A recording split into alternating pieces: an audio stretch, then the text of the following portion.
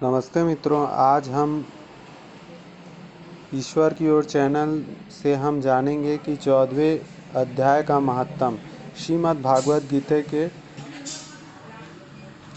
महात्म के बारे में जानेंगे। श्री महादेव जी कहते हैं पार्वती से, अब मैं भव बंधन से छुटकारा पाने के साधनभूत 14वें अध्याय का महात्म बतलाता हूँ। तुम ध्यान पूर्वक सुनो। सीहल द्वीप में विक्रम बैताल नामक एक राजा थे जो सिंह के समान पराक्रमी और कलाओं के भंडार थे।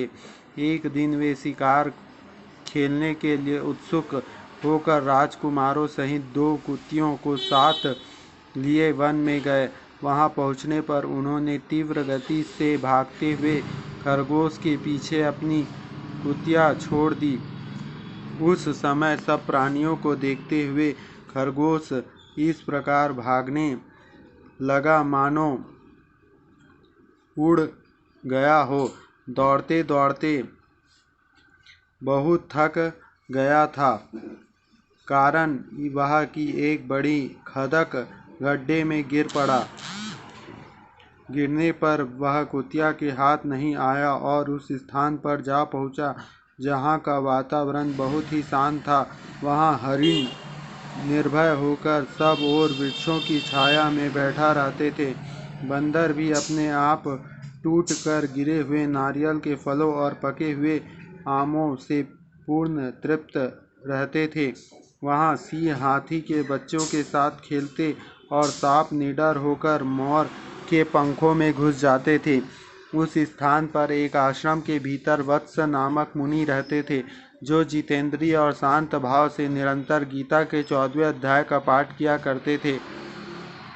आश्रम के पास ही वत्स मुनि के किसी शिष्य ने अपना पैर धोया था। उसके जल से वहां मिट्टी गीली हो गई थी। खरगोश का जीवन कुछ शेष था, वहां हांफता हुआ आकर उसी कीचड़ में गिर पड़ा। उसके स्पर्श मात्र से ही खरगोश दिव्य विमान पर बैठकर स्वर्गलोक को चला गया। फिर कुतिया भी उसका पीछा करती हुई आई।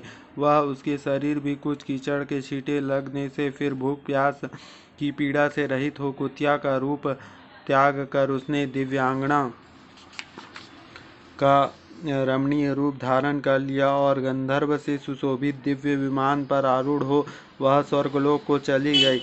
यह देख मुनि ने मेधावी शिष्य स्वकंदर हंसने लगे। उन दोनों के पूर्वजों का वैर का कारण सोचकर उन्हें बड़ा विस्मय हुआ था।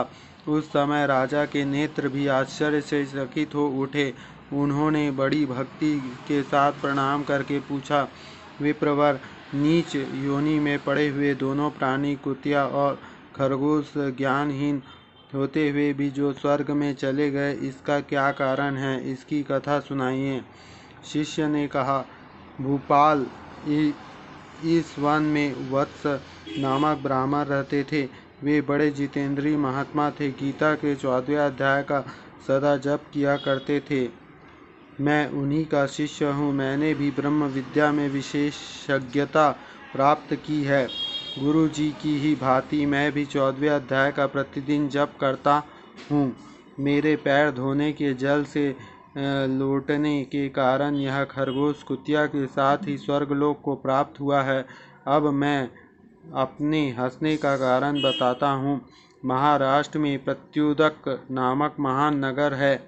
वहाँ केशव नामक एक ब्राह्मण रहता था जो कपटी मनुष्य में अग्रण्य था।